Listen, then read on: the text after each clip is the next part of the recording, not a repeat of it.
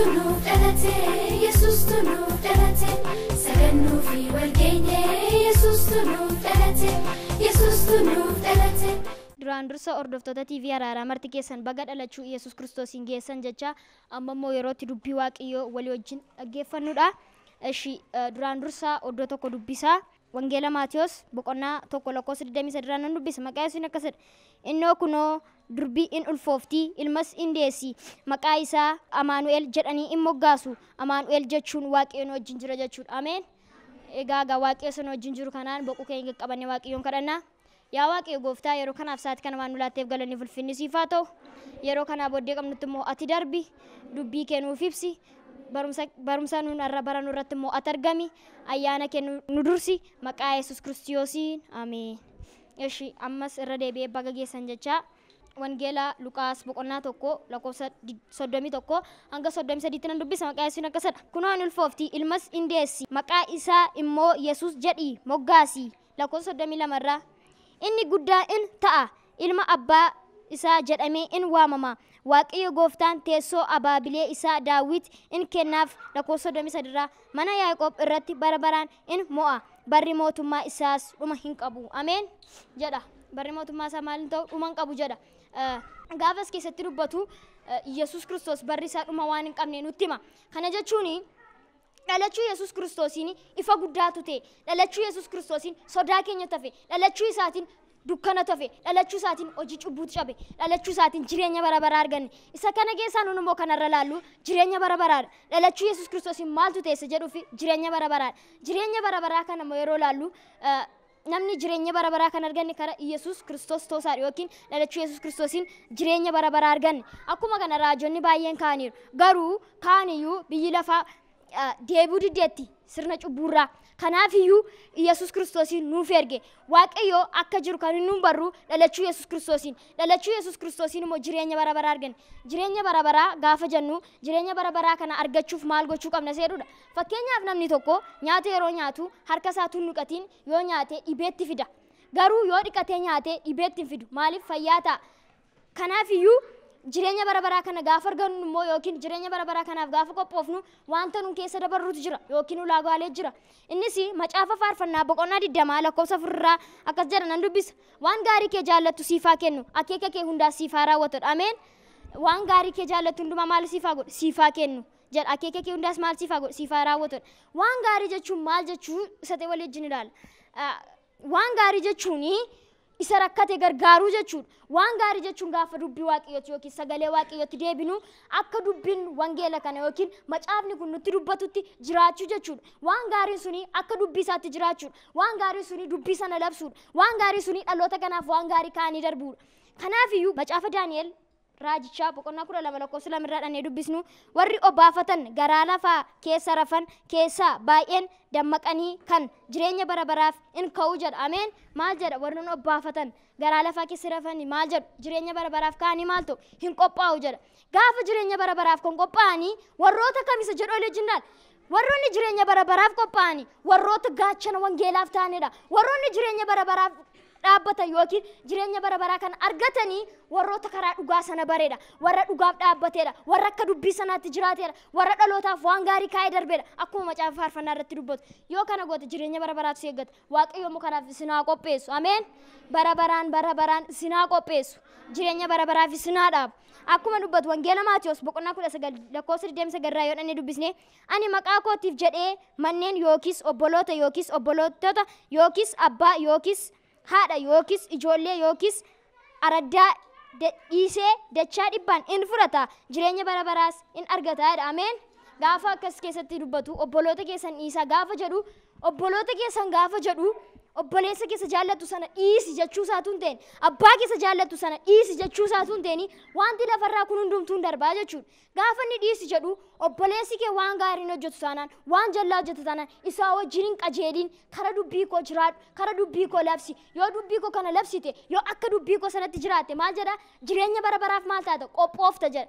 Gaafa obboloota keessan dhiisaa jedhu hojicha isa hamaa sana dhiisi jechuu isaadha maleessa obboleessa kee sochiin dhalatte yookiin haadhoo keessan jibbi jechuusaa min wal jibbaa jechuusaa utuun ta'ini hojii isa hamaa sana jibbi yookiin dhiisi cigee jechuusaa akkuma macaafa faarfannaa boqonnaa 33 lakkoofsa 18 irraa dubbatu kunoo iji waaqayyo warra isa feeffataniif warra gaarummaa isaa abdiidhaan eeggatanis in to'ata jedha ameen egaa ergan waan gaarii hojjedhe ergan waan gaarii kanaaf dhaabbadhe ergan hojii sana dhiise maaltu na eeggata yoo jettanii to'annaa waaqayyooti isin eeggata to'annaa waaqayyo jechuuni waan hundumaarraa kan isin to'atu jechuudha dhukkubni biyya lafaa yoo dhufe biyya lafaa yaaddeessu maaliif si to'ata ergamoota isaa ergi si to'atu ati yoo waan gaarii hojjette yoo takka dubbii sanatti jiraate waaqayyo immoo isiniin haa to'atu ameen eekkamsa diinaa jalaa waraana diinaa jalaa waaqayyo isin haa eegu kanaaf immoo kanaaf dhaabbachuuf immoo kadhachuun nurraa barbaachisa kan argachuuf immoo akka dubbii isaatti jiraachuun nu barbaachisa macaafa faarfannaa boqonnaa 40 lakkoofsa 1 irraa gaafa dhaqee dubbatu an abdii guutuudhaan waaqayyo nan eeggadhe inni immoo gara kootti jedhee iyya koos anaaf in dhaga'e jedha ameen kana gaafa dubbatu abdii guutuudhaan waaqayyoon gaafa eeggattu wanti kamiyyuu wanti si yaaddeessu kamiyyuu sin danda'u maaliif yoo jettee inni dhuguma jira waaqayyo jira jettee waan abdattuufidha abdiin kan abdatamu rakkina keessa taa'ameedha abdiin kan abdatamu cigaayina diinaa keessa taa'ameedha utuu arrabsamtu utuu yaaddoftu kanatti abdattudha gaafa jireenya bara baraa argachuuf jettu jireenya bara baraa keessatti amantiin barbaachisaadha jireenya bara baraa keessatti abdii qabaachuun barbaachisaadha kanaaf an abdii guutuudhaan waaqayyoon nan eeggadhe inni immoo iyya koof anaafis in dhaga'e gaafa jedhu abdii guutuudhaan yoo waaqayyoon eeggatte yoo ati isa eeggatte waan si rakkisu tokkollee sin danda'u kana jechuun isaa abdii guutuudhaan waaqayyoon nan eeggadhe gaafa jedhu gaaffii sana sii deebisaa jechuudha ati gaaffii ati har'a gaaffii qabattee jirtu gaaffii tarra baatattee jirtu yoo ati waaqayyoon abdiidhaan eeggatte sii deebi'a ameen ameen jedhi sii deebi'a ameen kanaaf waaqayyoon abdii guutuudhaan yoo eegganne rakkina keessa teenye yoo eegganne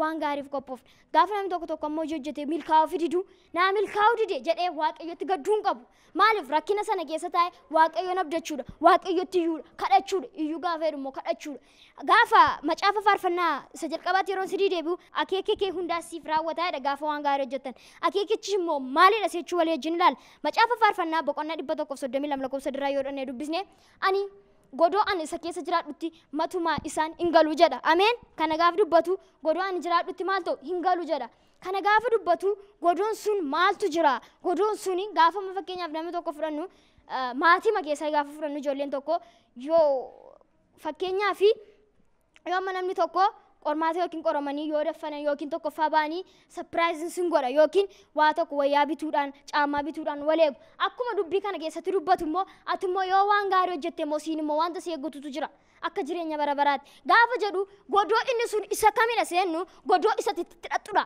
godoon suni godoo sana keessa maaltu jira seenuuf godoo sana keessa jaalalatu jira godoo sana keessa eebba jira godoo sana keessatti in faarfatta in ililchita cigoyina diinaan jiru godoo sana keessatti aara garfee argatta ameen kanaaf immoo waaqayyo cimsee sinaa qopheessu kanaaf nuun yoo waan gaarii hojjenne yoo waan gaariif dhaabbanne jireenya bara baraa kanaaf qophoofna yoo waan gaariif dhaabbanne yoo gaachana wangeelaaf taane wanta sanatu nu eeggata kanaaf wal cigoo hin qabnu wal dhiisuu hin qabnu akka dubbii isaatti jiraachuu qabna akkuma sin obboleessi koo dubbate warroonni dhuguudhaan machaa'uudhaan qofaatu hin ta'ini warroota rakkatan cina dhaabbachuun dirqama keenya akkuma dubbii kanaatti warroota kaanitti dubbiitti labsuudha akkuma kana inni na biraa akkamitti ayyaaneffachaa jira jennee wal jajjabeessuun wal ilaaluun xuruudha warra qabanii wajjin taphachuurraa warra hin qabne wajjin gaddeebi'anii taphachuu xuruudha akkuma macaafni qulqulluu dubbatu namni nama rakkate gargaare akka waaqayyoof liqilqeesseera jedha kanaaf waaqayyo immoo jireenya bara baraaf cimsee sinaa qopheessu akka inni nu cimsiif immoo boquu keenya qabannee waaqayyoon kadhanna yaa waaqayyo gooftaa yeroo kana isaatti kana waan nu laatteef galanni ulfinni siif haa ta'u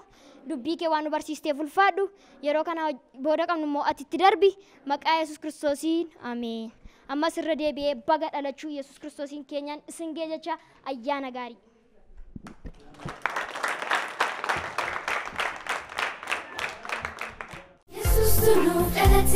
Yesus tunuuf dhalate sagannuu fi walgeenye Yesus tunuuf dhalate Yesus tunuuf dhalate lallabamma nuuf dhaateera waan iddoo akka barattan shakkii hin qabnu keessumatti waa'ee dhalachuu gooftaa keenya sababeeffachuudhaan lallaba nuuf dhiyeesse falmataadhaan waaqessaa eebbisuu iddoo guddaa ga'ii jennee eebbisnaani. Egaa akkuma jette Waaqayyo isaa eebbisu egaa sagantaa keenya gara goolabuuttidha kan hungeessaa jirru. Egaa kabajamtoota daawwattoota keenya qophiilee irraaf qopheeffanne asirratti kan goolabnu ta'a. Qophiilee keenya mimmiidhagsee kan isin biraan ga'e ani maqaan Abdii Daggafaa kan jedhu. Kan isin waliin ture ana Dinqaa Fiqaaduudha. Ogeessota kaamerootaa fi barsiisota waliin turan Waaqayyo sanaa eebbisechaa ayyaana gaarii. Fayyisaan nuuf kenname mootiin nuuf kenname akka amanuu